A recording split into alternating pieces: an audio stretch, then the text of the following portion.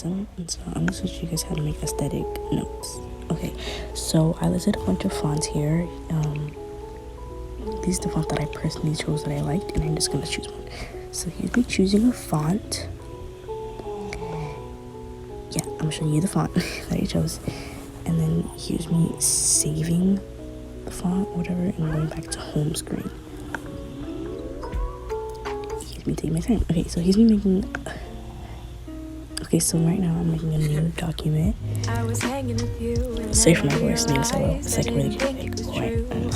So then I'm choosing my font and my placement. Yeah, I'm choosing my placement. I'm taking forever. Yeah, okay. So I choose my placement, and then I'm gonna choose my font. Yeah, okay. So then what you're gonna do is you're gonna go and click bold and italic, and then like, yeah, you should be typing like random letters. And then you're gonna like